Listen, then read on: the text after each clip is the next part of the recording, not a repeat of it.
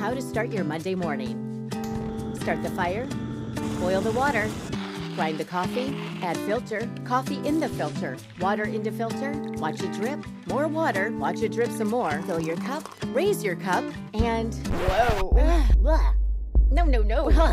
Leave the house and leave it up to the professionals to make the coffee. I'll stick to the conversations. Welcome to Caffeinated Conversations with Brooke Allen.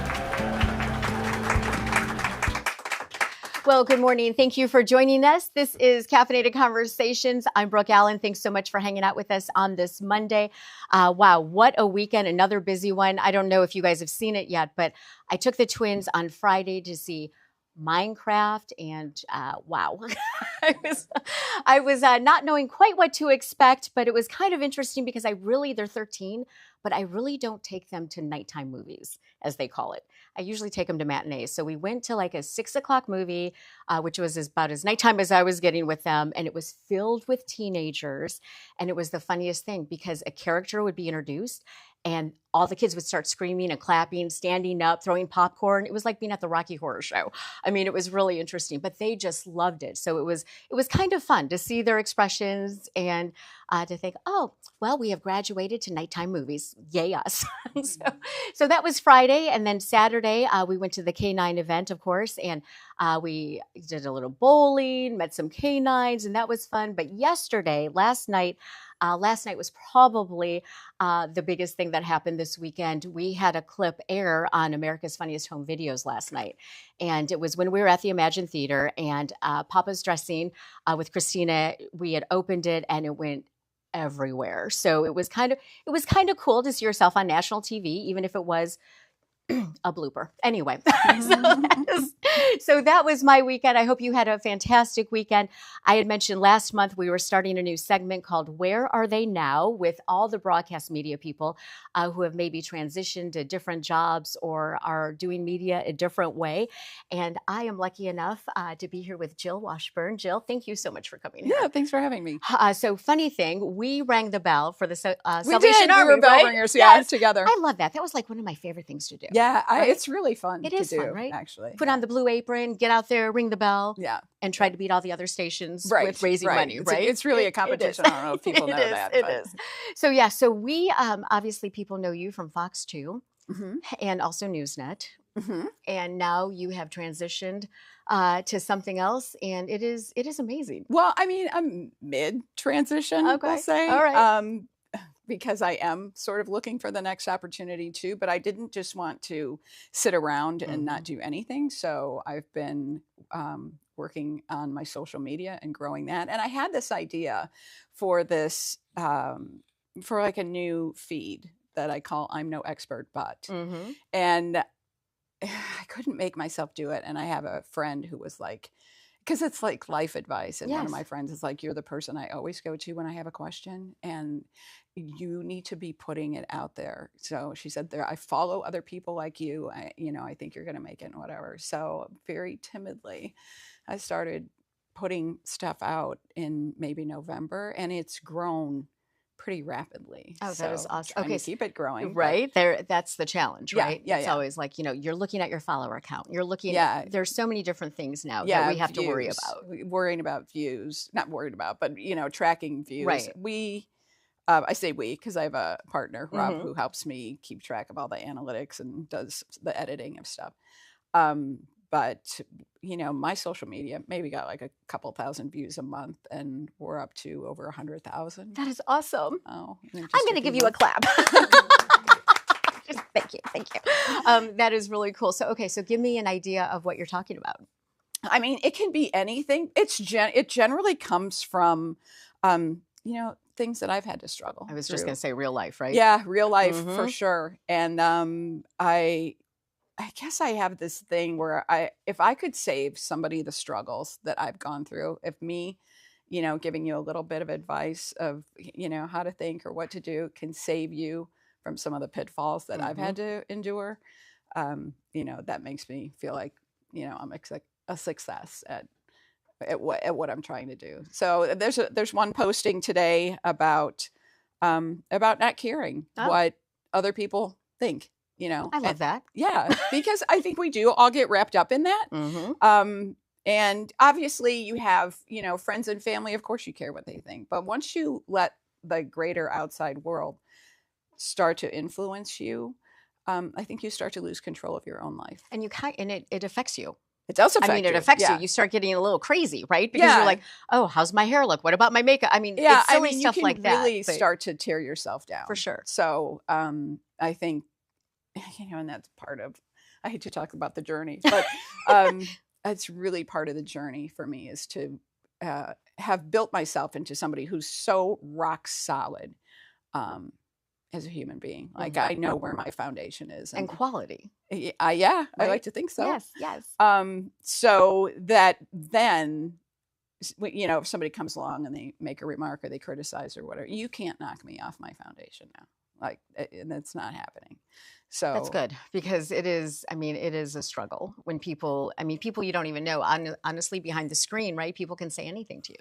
Yes. And that's the big deal. Yeah. And people say, you can't buy into too much of any of it. People will say lovely things and then people will say horrible things. And, you really. There's a balance there, folks. Yeah, there is. So you really have to kind of learn to filter that out and just not buy into it and whatever. But again, that's all part of being like knowing who you are and staying solid on your own foundation. So what do you think as far as, we're both kind of doing the social media thing now, right? And it's a lot different.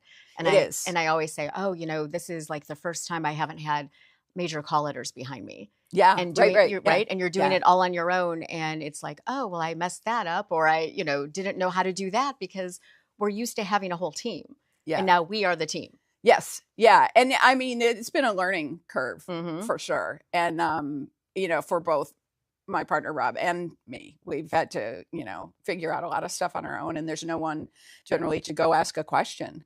So we muddle through stuff, but we muddle through stuff. Exactly. We get through it. And so I'm proud of what we're producing. I'm proud of the product that we're putting out. And so how often do you do those videos? Twice a week. We try to stay really consistent. I think that's the key. Yes, that's what I've always heard. Yep. Yeah, it's like you got to be consistent no matter what. If it's Mondays at 10, then it's Mondays at 10. Right. Yeah. So, we'll give a little leeway to time, but we really try to post Mondays and Fridays. Okay. So, and then sometimes we play with the times too. One of the posts we put up late on a Friday and that got a ton of attention. So I think that's maybe was it the Friday news dump? The press releases that go out at 4:59 and you're like, oh, here we go. Yeah. I think, that is apparently a time of day or a time of the week where people have a little more time to scroll and look through stuff. And so we would not have guessed that was going to be a time for big numbers, but it turned out to be. Oh, that's awesome. So yeah, it's interesting. It's really, when you tell people, oh, I'm a content creator now, and they're like, I roll. Yeah. But content or digital, which one do you pick? I'm like, it's a draw. Yeah. Yeah. But just that, how that does become a job that you are always, you're still trying to hit deadlines. You're still trying to produce quality content. Right. And you're still trying to hit deadlines and, all that kind of thing. Instead of ratings, you're tracking views or follows or it's whatever. Weird how it all just kind of switches. Yeah. Right. It's different, but the same. It is, right? So what would you say to somebody who is looking to transition? There's so many people who reach out to me and say, oh, I want to get into broadcasting. I want to be on this station. I want to be on that station. And it's changed so much. It has changed so much. And I'm not saying I am not going to go back to broadcasting at some point if the right opportunity came along, because I love it. I love that world. But you and I both know it has changed tremendously. Yes, very much so. And that's the one thing that I like about being on the digital side or the social media side is where the business is going. More and more people get their information from social media or, digital platforms rather than traditional broadcast TV. So I don't think it's a horrible thing to be doing what we're doing. Right. But, I'm not going to tell anybody that they can't follow their dream Right, or for sure. try to do, Right. you know, and if So you, what was your dream when you were, I mean, when you were going through high school and stuff? Was it I always, mean, from the time I was a little kid, I wanted to host a talk show. oh, see? I never quite made that, but I've done all kinds of other cool things. Right, So, right. And that, you know, I think that's the one thing. It's like getting credentialed for something. You know, we're able to do a lot of cool stuff because yes, of the press yes, and yeah, the yeah. media credentials and everything that we get. And then, I mean, I've requested media credentials since I left, and when I get them, I'm like, oh, still legit, yay! I still got it. I still got it, right? But it is something that you think about of oh, I've got to do this on my own now. What if they say no? Yeah. I mean, oh my gosh, that needs to be an I'm no expert post. See? What if they say no? You What if know, they? Yeah. how many things have you held yourself back from, or become paralyzed over just by thinking, what if they say no? Right. And you have to think opposite. What if Yeah. they say yes? What if they say yes? Right. Yeah. I mean, I will say that is, oh my gosh, I swear I'm going to do a post about that now. Okay, you got to tag me, man. for real. For real. Because I have held myself back. It's funny. I just had a conversation with somebody yesterday and they're like, wow, you know, your career is crazy. And I'm like, really? Because I just see the things that I haven't done yet or held myself back from or didn't, you know, pour myself fully into. So, well, see, and that's kind of the thing too, because I often think, wow, you know, I was in LA for all those years and yeah, I was a traffic reporter and yeah, did some cool things, but did I do enough? Did I maximize it? Yeah. Did I maximize my time there? But I mean, when you're young, you don't know any different. Right. You're thrilled to be where you are and you do the best you can, I guess. But in retrospect, you're like, ah. Yeah. That's funny. That was part of the conversation I had yesterday too, is doing the best I can. I got to that point in, probably during COVID, where I'm like, okay, you know what? Someday I'm just doing the best I can instead of going, you're not doing enough. You need to do more. No, whatever. during COVID, yeah, trust me. A lot of us. We were all like, where we were like, yeah, I'm just doing the best I can. So sometimes I think you have to remind yourself that, you know, right. You know, and that's the problem with social media. Not to bust on social media because here we are, but you are seeing everybody else's highlight reel and then comparing your, you know, normal life to that. So that is one thing that I, you know, and people have told me throughout this. Today is actually the 73rd episode of Caffeinated Conversation. So that's exciting, right? Yes. And so it's good. But it's funny because people have said, oh, well, you have to switch this or you have to change that. And then you start thinking, okay, well, this isn't, you know, what am I doing then? Well, I mean, and to that point, like the post that's going out today, you can't let other people shove you off of your vision, because I have people that, you know, will message me and say, you need to dress differently. You need to do this and you need to, you know, recognize the holidays and whatever. And my thing, you know, if you've seen it, I'm always in black. Yes. Different things. Yes. But always black because I don't want it to be seasonal. I want it to be what we call evergreen. In the TV business, evergreen, you know. So, and I don't want to take away from the message. You know, I'm not there to show you a cute outfit. I'm there to teach you, you know, a little tiny lesson. Right. So, and then I have people say, well, you should talk about this topic and you should talk about that topic. Okay. So do you let people suggest? Because I have my own vision. I'm, you know, I will take a suggestion from somebody that understands what I'm doing and that I trust. But for anybody to just be throwing out ideas, shout out something anyway, willy nilly, no, because I have a vision for what I want this to be, and I'm very firm in that. Okay. And if you think something needs to be talked about, go start your own talk feed. about it. Right? Go start your own feed and do it. You know, more power to you. Right. But I'm very firm in my vision.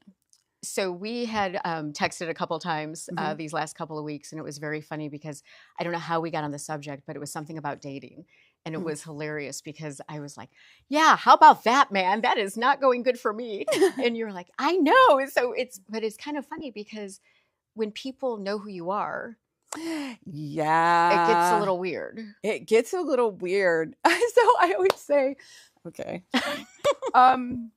When people say, I have had a couple people say, oh, I can't believe you're going out with me. And as soon as they say that, I go, okay, this is not right. This is not going well. Because what happens is I just feel like somehow they're feeling not worthy or not equal, and that's not what I'm looking for. Like, I'm looking for an equal and a partner. Right. And it goes from, I can't believe you're going out with me, to, why are you going out with me, to what's can you wrong pick up with the her check? that she's going out with me, to, So it just goes yeah, down. yeah. No, you must be up to something if you're going out like, with me. are you being an investigative reporter Or right now? just What's like, happening? Are you manipulating me because you're going out with me? And I'm like, I just wanted, somebody in my life.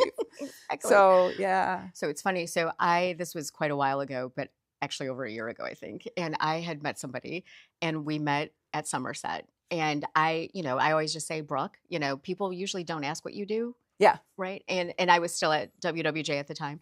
And it was so funny because I sat down and he was not anything like he had been on the phone and stuff. And so I was like, he's being kind of weird.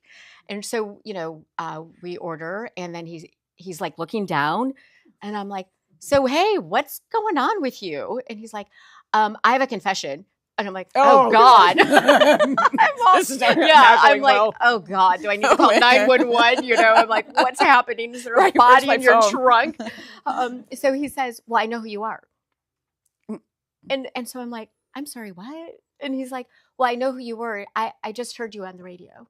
Oh. And I'm like, and you're not like excited about this? I'm like, I would think it was cool, And he's like, yeah, I don't even want to do this. Oh, yeah. And he literally, I should be embarrassed to say this, but he literally said, so I'm just going to go. Oh. And he paid for my drink and he left. Oh, wow. Yeah. I was like, weirdest reaction ever. Well, right? I have not had that. You haven't I've had the opposite. Where they're like, I love you, Jill, I love you. No. I've had people go, okay, I don't even know who you are. And I'm like, that's okay. That's fine. I actually would rather have that, right? Yeah, I'd rather have that. And they're like, I don't watch TV. And I'm like, that's fine, But then you find out they do. They're lying. Right? Okay. Yeah, see? Yeah. That's what I've heard too. Dating. I don't listen to the radio. And this show is not long enough for us to talk about the travails. Exactly.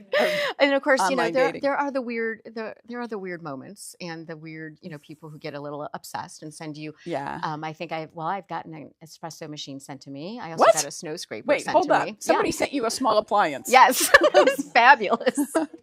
Okay, I can't get a flower. And somebody sent you a small appliance. And a snow scraper. And that's weird. Okay, a snow scraper. We are in Michigan. So that was an act of love. It's great. Yes, be safe. Be safe. And I'll be in your back seat after you scrape the car. Oh yeah. Okay. Wow. Yeah. That's yeah. So I've had a couple weird things happen. Wow. Okay. So you've had weirder things than I've had. I just have people making weird remarks online, but no appliances. All right, I'm going to send you an appliance. I'll be like, what is this? Oh my God. Okay, so I ask everyone this. Okay. Oh, okay. All right. So, and I don't know how old you are, and you don't have to tell. Oh my God, 100. So if you had the chance to meet yourself for your younger self for coffee, what would you tell her? I would tell her, like, just stop sweating everything. You're going to, not that I'm so wonderful, but you're going to come out of this so much greater than you thought. You're going to be so much more, getting teary now. I was so shy when I was young, like painfully shy. Never had a conversation where I looked somebody in the eye. Really? Always looked down and looked like just horrible. And that person was so unsure of herself. I won't say bad self-esteem because I did always like myself. I just didn't expect anyone else to. So I would just tell her, like, you're going to be great. Stop. Just go, just do and live your vision. Because it took me a long time to shut out all the noise and go, no. You don't know who I am and what I'm supposed to be. I know that. So that's what I would tell her. Thanks. Thank you. Jill Washburn, thank you so much. Thank you. Thanks for having me. Small appliance. Look through the catalog. Wow, for real. Thank you so much. April is Autism Awareness Month, and I had a chance to catch up with one local advocate who actually calls it Autism Acceptance Month, Freddie Bello. Let's watch. Okay, so I'm hanging out with Freddie the Pizza Man, and Freddie, not only do you equip sensory rooms all over the state of Michigan, you also have something special you do for teachers. What is that? Yeah, the Freddie the Pizza Man ASD Teacher of the Year Award. We're 2025, so we're on our 7th annual ASD Teacher. Obviously, ASD teachers are very special to us, so we want to honor them. And what we do is we take the social media, and you can find Freddie the Pizza Man on all social media. It's very simple. I just ask a parent, a fellow teacher, even the students, a teacher that's changed your life, it's touched your heart, email me. And just write me. We don't need a huge letter, just something right to the point, that why they changed your life, why they're so special. Write us a little blurb. We read them all, and we nominate one probably toward September, October area when we start the new school season. And we give them a little gift, give them a trophy, and you can go to freddythepizzaman.com or directly freddythepizzaman@gmail.com. That's FREDI, thepizzaman@gmail.com. To nominate the special teacher in your life. Absolutely, and it's 7th annual this year. We love it. It's awesome. special to us. Okay. And reading the letters, Sure. and real quick, reading the letters, it's great. So I imagine you get kids that write letters too, don't you? Yeah, we do. And honestly, it's usually parents, but it's usually a fellow teacher. And I think that speaks volumes. That does speak volumes. And usually when I let the wife read them, she usually tears up. And when she tears up the most, is when you know. That's the one we usually know. Yeah. You're like, get the Kleenex, honey. Absolutely. We've got our winner. Bingo. And this is exciting. Freddie has generously agreed to buy 5 schools $600 worth of sensory equipment. So if you have a school in mind, what you need to do is comment and then tag that school. And then during the 2025-2026 school year, probably in August, he will select those, and then we'll let you know and notify him. Well, summer is slowly eking closer to us, right? And, yes. We are all about summer and the summer slide. And of course, I'm with Bridget Govin, who is the director of the Student Connection. And you are trying to get the word out now for students for the summer, like to stay with reading. Yes. This year, I have found that the biggest criticism that teachers give me from first grade all the way through college is that reading comprehension is lower and lower. With the little ones, they say they don't understand cause and effect. And with the older children, it's reading a text and being able to analyze it and pick out the words. So reading is extremely important, and my husband, who tutors math and science, says the more complex math gets, the better reader you have to be, because you have to know how to solve the puzzle. So you need to really stress reading. And one of the things I thought about was, if you take a road trip or a family vacation, turn off everybody's screen and listen to an audiobook. Talk about the plot, talk about the tone of the voice of the author. Why is that important? Talk about words you don't understand. They have to understand that people just don't write to write. People write for a purpose, and the words they choose are extremely important. And the more we learn about AI and how many students are using it, a lot of the teachers are going to in-class essays instead of having them do... Oh, they're making them write it right then. They're making them write it right in school, which is important because they know how they write and what they're doing. So vocabulary becomes important and leads the way. And unfortunately, standardized testing is coming back into play because they feel it kind of gives them an indication and levels the playing field. Okay. When you apply to college like Michigan State or Michigan, and you're coming from, and this is Bloomfield, and you're coming from Detroit, they want to make sure that the curriculums were equal. It's not that they're pressing inequality. They're seeing that everyone has a level playing field and knows the same. They're more than willing to help you get up to where you need to be, but they need to see where you are. So standardized testing kind of gives them that window in if it's a level playing field. And standardized testing is really critical thinking and reading and vocabulary. So reading for summer is the key. So you mentioned audiobooks, and it's funny. I have 13-year-old twins, and Daisy always says audiobooks don't count because you're not reading. And so Carson is like, I love audiobooks. So let's hear it from an expert. I say audiobooks count. Okay.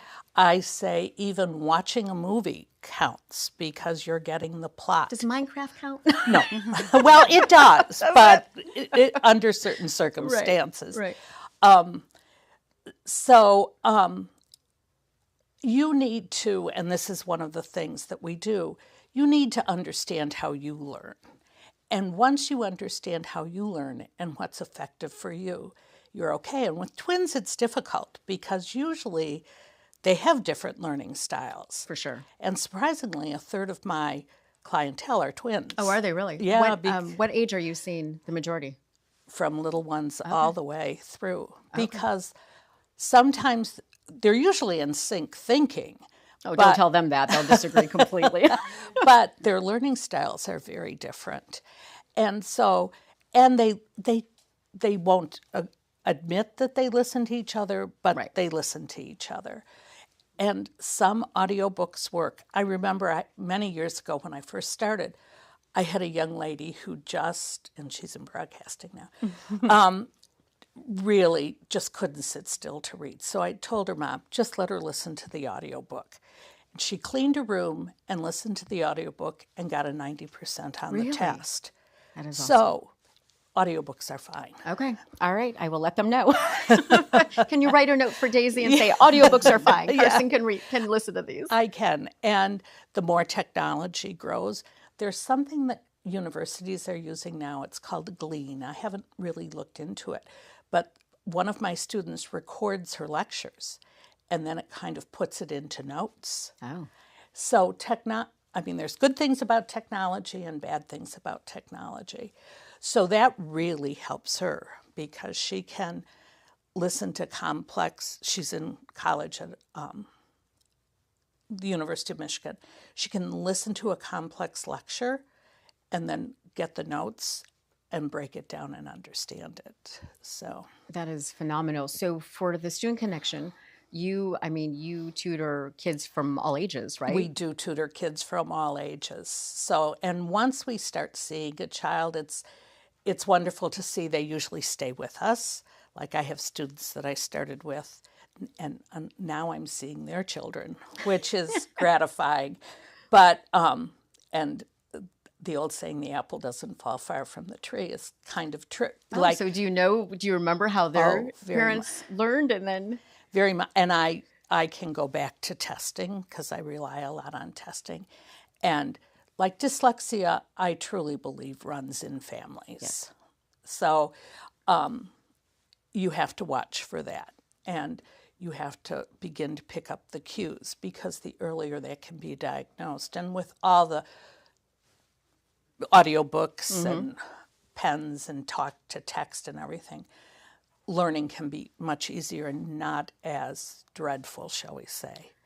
What do you think about talk to text for writing and everything? Because I think that, to me, and again, the twins, one of them uses that, right?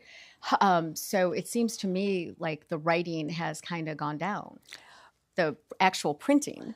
Oh, handwriting. And then again, going back to my husband who tutors math, he says handwriting is extremely important because the more complex a problem, you have to keep it in a sequence and order. And if you have no handwriting, it's all over the place. Also, a lot of the students, I'm amazed at the apps that are out there. There are apps that will do your math homework for you. Oh, I wish I had one of those when I was a kid. They are not always correct. Oh. So it's kind of like the old saying, garbage in, garbage out. And so you have to be careful. So handwriting is extremely important. I was just in a meeting at a school in the city of Detroit, and the occupational therapist told me that by the time a student gets to 8th grade, he cannot correct their handwriting. Okay. He said it's already done. So, and he's someone you should interview. But so fine motor skills, especially when they're little. Let them color. Try and keep them in the lines. Let them trace. Use silly putty. Another person told my daughter that it's very hard to teach students handwriting because with the phones and the screens, they're going this way. And for handwriting, you need this way. So you need like silly putty and do things like this. So they're actually the fine motor skills. So you need, and if you ever notice that boys hold their pencils completely differently than girls. A dear friend of mine is a dermatologist, and she says that her mother sewing really helped her because she learned how to do stitches. So, and I have a young man who's going to spend his summer learning how to embroider. His father bought him an industrial sewing machine, and he wants to make jeans and tennis shoes. So summer's a great time to find your passion and develop your passion, you know. How often do kids come to see you for tutoring? I mean, is it, especially during the summer, right?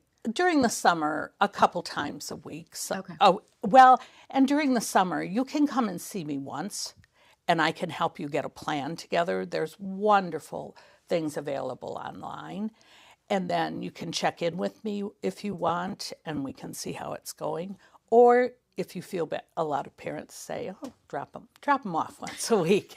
You can drop, the students off. It's a great time to learn handwriting, to trace, to learn phonetics, get back to, it's also a great time for standardized testing because there's nothing else to worry about. Another thing is finals are in a month, surprisingly. So you need to make a calendar. They all need to make a calendar so they can visualize what they need to study and how they need to. And you could help them do that. I spent the weekend helping students. They have a month until their APUSH, AP US History exam. So we broke it down in the 9 periods and what they were going to do every day and what materials to use. And then I worked with another young man who's having loads of trouble with history, and we discovered that using the AP review materials was much better for him than reading the text of his history book because it shortened. He was getting the same information, but in a more concise manner. So don't be afraid to let your children use tools. I guess we help them learn how they learn and think outside the box. And what age do you think it's crucial? I mean, the summer slide, we hear about it all, every year. But what age is crucial, do you think, to really have them sit down and study in the summer? Well, I think all ages, unfortunately, but I think you need to find, especially for the little ones, fun, interactive ways to have fun. Sight words are important, but maybe write the sight words on paper plates and have them stomp on the plate. Another thing that I find that the younger students are really having is elapsed time. Let's say you need to be ready in an hour and 15 minutes. They have time figuring out going forward time, and they have elapsed time. So one of our tutors makes a human clock and has them be the hands of the clock and move it forward. And that seems to help them visualize, oh, I'm going backwards. Oh, I'm going forwards. So try and make it interactive and try and make it fun. Now, studying for a standardized test or doing math problems, unfortunately, there's no way to make it fun, but it's something that you really need to do. Vocabulary is extremely important. And a reading list, maybe, right? A reading list is extremely important. Okay. But it's okay to read graphic novels. If you're a visual learner, it's okay, but maybe talk to them about analyzing the picture. Why did he choose this picture? So many of them love animation. You need to meet them where they are. So it's kind of looking at it a different way, honestly. So if my kid wants to read a comic book, I should be like, okay, sure, go ahead, and then sit down and look at the drawings, or I never would have thought of that. Yeah. You need to meet them halfway. Okay. Okay. And you need to listen to them. Another thing over the summer that you need to work on are transitions. If they're going from kindergarten to first grade, see if you can do a tour of the school. See where their classroom is. If they're going from middle school to high school, go to the high school. See if they can tour the high school. They want practice the lockers. yes, because they don't want to be embarrassed in front of their friends. If they're going to college, and most parents don't listen to me, get their ID and password. You want to know they're having trouble academically before they go on academic probation, before they fail out. You need to know. And you want to think, oh, they're going to college, they're an adult, and they'll handle this. No. So it's okay to do that then? Oh, absolutely. Wow. I encourage parents to have a contract where they know the ID and password. They check in every couple of weeks. If they feel uncomfortable, I become the accountability coach. And one of my jobs on Sunday evening is to go through, because then you check their grades? Oh. And I check the assignments and the week coming up, especially if they have ADD, ADHD. And I was very surprised. A couple of them just called me and said, would you make a study guide with me because finals are coming up? So they feel good having a structure and somebody to be accountable for. They're going to fight with you, but they feel much better having that. That is so awesome. Okay, so the Student Connection, one location? One location in Bloomfield Hills, and the website is thestudentconnect.com. And yes, we'd love to talk to you or come and visit. And so can parents come and tour and bring the kids yes. and everything and kind of see what it's all about themselves in person? Yes. Okay. And then you have really amazing hours. We do. We're there 7 days a week. Yeah. And we are there from like 10 to 9 at night, and with spring sports. And on Sunday, we stay as long as we're needed. Okay, so with spring sports, if we have to see somebody, if a game goes over and it's 9 to 10 and they have a test the next day, we'll do that. We all had kids or have children, and we know sports is extremely important. I think they learn teamwork, they learn structure, so they need to stay active.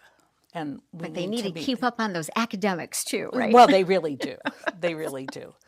So we see a lot of athletes. Okay, awesome. Thank you so much. It's a pleasure to see you. And I know the summer, the summer's a stressful time for parents, right? Because it's kind of like, okay, what do oh, it's fine. Just be on your computer for a little while. A little while turns into hours, and it's detrimental to everybody. Yes. So try and stay off the screens. All right. Thank you so much. Okay. I asked Jill, I'm going to ask you, if you met your younger self for coffee, what would you say to her? Take the chance. Yes. Yeah? Yes. Okay. You heard it. Take the chance and sign up for tutoring. Well, just 2 days away, we are from the Women of Wisdom event. That is happening April 16th at Edgewood Country Club. I will be moderating that event. I just checked. It looks like tickets are actually sold out. This is an amazing event, all about empowerment and kind of thriving together and learning from each other. So I will be there doing that. It's about leadership, empowerment, also personal growth, and that is happening just April 16th. So that is Wednesday, 2 days away. So another woman who knows about empowerment, I'm going to have her come up while I'm talking, is Denise Mansfield. And she is the owner of Mansfield Insurance Group. And Denise, thanks so much for joining us. Thank you for having me. And of course, you have owned your own company for what, 15 years? 10. Okay, so 10 years. Yep. And why insurance? My parents were like, you should have worked for the IRS. Nobody likes you. I got into insurance kind of on a whim, and worked for somebody else, and then realized there was a much better way to do it. Okay. And I wanted to be the one to kind of change the way that people looked at and used it. And 10 years later, we are absolutely doing that. That is so amazing. And, it's honestly one of the most confusing subjects. Jill, I think you need to do something on this too. Yeah, right. But I mean, homeowners and car insurance and bundling and all of it, right? I mean, it gets kind of crazy. You know, a lot of people are insured but not protected. Okay. So a lot of people have insurance in place, but without that connection with a good advisor who's asking the right questions, oftentimes you find the gap when it's too late. And so it's So when they really need it. when they really need it, right? You can't put, you know, insurance on a burning building, you Right. know? So we really try to close that gap by being really educated, asking the right questions, and being relationship driven so that we're in contact. So as things change with them, we can kind of change things for them. And so out of all the insurance issues that are out there, what is the one you're seeing the most of? Ooh, that's a fully loaded question. I thought we were going to wait to the end for the tough ones. Okay.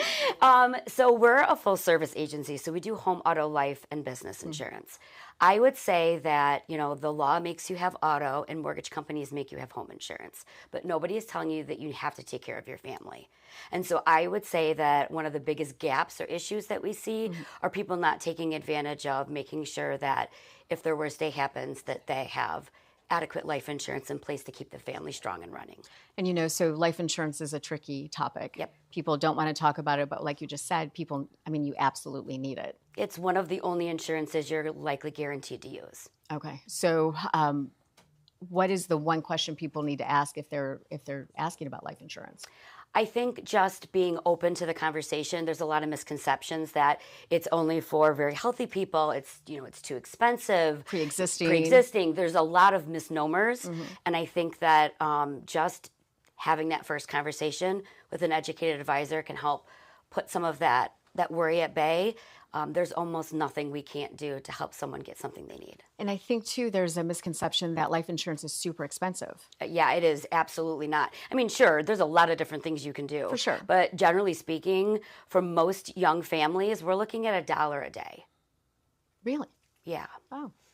It really can be. What if you're not so young? Yeah, that's okay. That's okay, too. And when so there is something for everyone. And it really just comes down to, how are we going to spend our insurance dollars? Like, what's the best way to spend some of our money? You might feel the pinch the first year, but I just tell people, don't spend so much at CVS, or watch out for that big Nino Savaggio's run once a month, and you'll save your money and you'll be able to afford it. Right. And in the end, when you need it, it's pennies on the dollar. Right. Yeah. For sure. Okay, so another reason you're here is because you are a sponsor of On the Wings of Angels. Yes. That gala is coming up, and this is a really important mission to you. And I just thought it was important to ask you why. Yeah, absolutely. So I believe strongly in community and the strength of community, and family is the foundation of that. And so oftentimes families have unique needs and could struggle in a variety of ways. And so when I met JoJo and I heard about what her mission was to help people navigate and transition to a better, safer place, which then is a trickle effect generationally, I was all on board for that. Okay, so that is amazing that you do that, and you are one of the sponsors. That is coming up in 2 weeks, right? Yeah, on the 26th. On the 26th. Do you know if tickets are still available? I believe tickets are still available. I believe so. Well, JoJo is here somewhere, so Yes. I guess we could ask her, but she's nodding yes. Yes, wonderful, yes. Okay, so you heard a choice already. If you had coffee with your younger self, what would you tell her? I would say that your weight has nothing to do with your worth. So often myself and a lot of young women and women in general are so focused on their weight, and it's a struggle that they have throughout their whole life, and it really can affect everything. But it truly has nothing to do with your worth. Thank you. You're welcome. High five, man.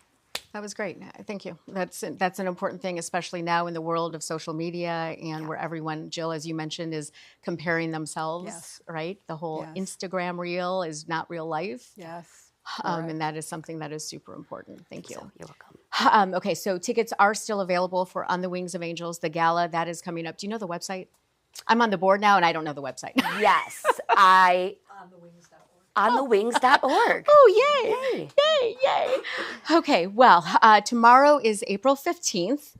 Dun, dun, dun, the dreaded tax day. And I thought it was kind of interesting because I wrote who knew there were fun facts about tax day, right? Okay, so you ready? You'll like this one, Bridget. It is said that Albert Einstein struggled to understand income tax rules. Had you heard that before? Oh, but I believe it. And then also, let's see, where's the other? Oh, I lost my notes. I'm all confused now. Hold on, give me a minute, because this one was a good one. I just want to ask, is there anyone who hasn't struggled to understand the income rules? tax? Yeah. Oh, and so there was a time when only 1% of Americans actually owed income tax. 1%. Pretty interesting, right? Could we get back to that? I know, right? And of course, the deadline to file is tomorrow night at midnight, right? So dun, get it in. Okay. My next guest is Tanya Womack, and Tanya, you can come on up. I'm skipping all my transitions today. I don't know what's going on. I guess I'm excited because it's the 73rd episode, and it actually feels like spring in Michigan today. Yes. I mean, the high is supposed to be 71. That's nice. I know, right? We're loving it. Yes. We're loving it. Thank you so much for being here. Thank you for having me. So we mentioned earlier that April is Autism Awareness Month. It is also awareness for child abuse prevention. Yes, and it you are is. from Care House. Yes, I am. For anyone who doesn't know what Care House is, tell us. So Care House, we are the leading resource for prevention of child abuse and physical abuse, sexual abuse of children. We do that through prevention, through education, through intervention, and through interviewing. And the interviewing is, when you say interviewing, you're talking like forensic interviewing, yes. Okay, so, and it's so funny, I'm not funny, but Care House, in all my years of the media being here, I had never heard of you. Really? Yeah. And so when I heard Care House, I was like, what is that? And so when I started looking it up and doing my research, and then I came to the Child Safety Fair last week, but it was really interesting because you're kind of on the down low, but you're not really on the down low. Right. We're the resource for the people that, need it when those tough times happen. So maybe that's why majority of the community may not know about us until something happens, and then they're looking for that resource. Okay, so the resources that you provide, you said awareness. Yes, awareness through community outreach, prevention. Also, we have therapy for our clients that come in. Of course, the forensic interviewing as well. But we also have other programs like home visiting programs. Oh, okay. We are able to send home visitors into the homes of families that have children 0 to 5 years old, and just help them, learn different ways to raise your family in healthy ways. So do people have to can they actually call you directly and say, we need help? So or how does that work? Okay, so with the forensic interviewing, like if someone needs an interview, that has to be a referral that's done through CPS or the police department. Right. So they'll give that family a referral. Okay. But for other services, like our home visiting, they can get a referral. If they want community outreach, they can call and say, hey, can we schedule a training? So other resources, they can just call us. But the forensic interviewing, it has to be a referral process. Okay. So the statistics are not great. They're not great. No. So tell me what those are. So 1 in 10 children would be sexually abused before the age of 18. And also with that statistic, that's only encompassing actual physical sexual abuse of a child. So if you think about other types of sexual abuse, when it comes to child pornography, when it comes to maybe someone sharing explicit photos to a child, or showing the child pornography. Maybe they didn't touch the child, but maybe they showed them an explicit photo. That still counts as child sexual abuse. Okay. If someone has a sexually explicit conversation with a child, again, maybe they didn't touch the child, but they had that type of conversation, that's considered child sexual abuse. So is that counted in the statistic? It is not. So it is not. Right. So if it was, that statistic would look way different. Okay. Yes. So I guess now with, everything being online, and we, people need to realize that. Yes. That's a serious accusation and serious issue. Mm-hmm. Exactly. This is like a part of why I chose to go into this field of prevention. I've been in prevention for over 13 years now. And I think it's really important to be able to have those conversations with people, even starting as young as preschool, just having healthy conversations about body parts and being able to actually name them and not call it something else other than the actual name of it. That's a part of safety. Right. Yes. And isn't it interesting because even adults, and we all kind of like, oh yeah, it's like, oh yeah, don't, but that's the reality, is that we need to do that, and somehow we're all still embarrassed to do it. It's we have to more of kinda- the adults that It are is, embarrassed right? to say it than the kids. The kids Okay. don't have a problem with it if you're teaching them that early on. Okay. Yes. So teach the kids as much as we're like this. Yes. Yes. Don't be shameful. So I was at, you had this safety child fair. Yes. Thank And you for coming. Yes, no, it was amazing because you had all these different stations set up, and like there was the red flag station, Yes. right, and then there was a safety. Well, each kid had a safety squad passport. Yes. And here they are right here. Yep. Okay, So we basically took the kids on a little adventure, teaching them 5 different safety rules to keep them so safe in any type of situation, whether it's online, whether it's bullying, whether it is some type of physical abuse, how to keep themselves safe. And of course, with children, they learn best when they are interacting and they're hands-on and everything's like repetitive. having fun too, and they're right? having fun, right? And there was pizza. And there was pizza and cookies and popcorn. So, of course, that adds to it as well. But the 5 safety rules that we went over were like, know what's up. So teaching children, outside of having devices, do you know your parents' phone number? Do you know your address without having your device, right? Right. Because how many of us would know a phone exactly. number? We're like, oh, I forgot my mom's number, right? So it's important for us to be able to teach children that, right? Also spotting red flags, so knowing when something is unsafe, if something makes you feel uncomfortable, if someone pressing boundaries or about to break a safety rule, they should be able to be aware of that. Do you guys talk about, like, you kind of mentioned it, but intuition? You know, I mean, because like you said, if a child feels like something is off or something's getting weird, do you refer to that as intuition or just kind of explain that to them? Yeah, we explain that to them in a kid-friendly way. So our curriculum, it goes from kindergarten all the way to high school. And in that, we do teach all different grades grooming. Like, what does grooming look like? Because sometimes, like, if a child is being groomed, they'll get used to stuff. They may not know that abuse is about to happen, but a person may be trying to test those boundaries. So it may be something as simple as if they want to give the child a hug all the time, but now when they hug the child, they may start to rub the child's back. Like, so just teaching children, like, even if it's a shoulder rub and it makes you feel uncomfortable, know that it's okay to say something. You can speak up and say, like, I don't like that. Right. So also with that, that's part of another safety rule. So make a move. So how do you get to safety? Or maybe if something happens at school, maybe you need to get another friend with you to go to a safe adult. Also to talk it up. So who are your safe adults outside of mom and dad? Because mom and dad can't be with you all the time. Right. So if you're at school, who is a safe adult? Maybe if you're in the neighborhood, who can be a safe adult? But also letting the parents know they need to know who those safe adults are as well. And probably the kids and the parents should talk about that and determine who that is together, right? Together, yes, absolutely. And then the last one, which I think is really, really important, especially if anyone that's been through any type of abuse, is teaching children no blame, no shame. So oftentimes perpetrators may use tactics to make the child feel like it's their fault why this abuse is happening to them. And it makes it hard for a child to come up and speak out that something bad is happening. And also they may feel shameful for what happened. So just reminding the child that it's never their fault for if they go through abuse, but it's at the hands of the adult that took advantage of them. So really teaching that. But we did it in a really fun way. Yes. Oh, no, it was a lot of fun. It was so fun, right? It was fun.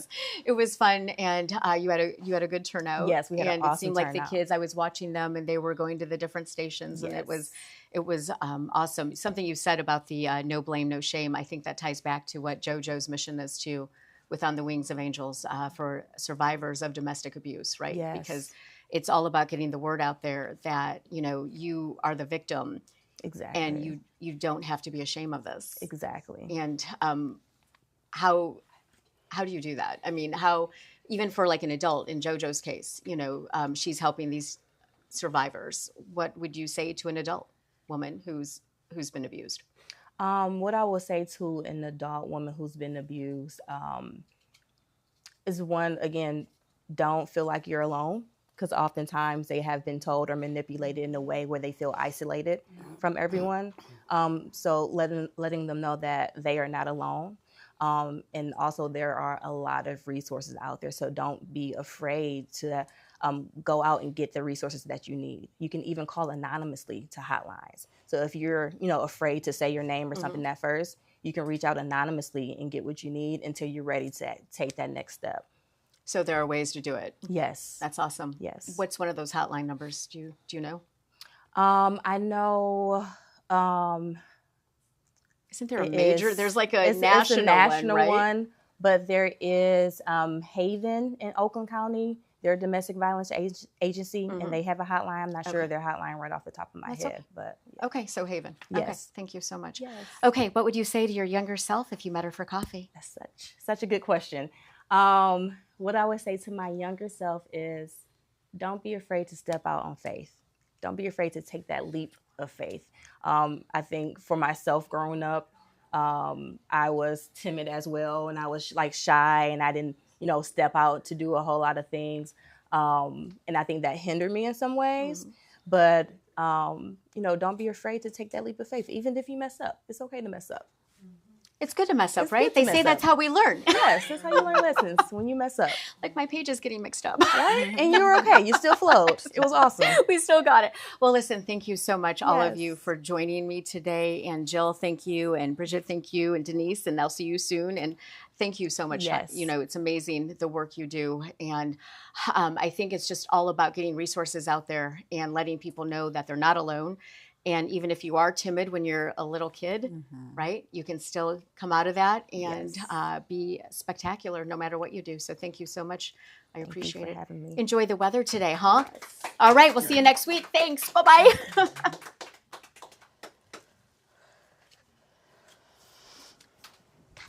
Can we move? Is that it? I don't know yet.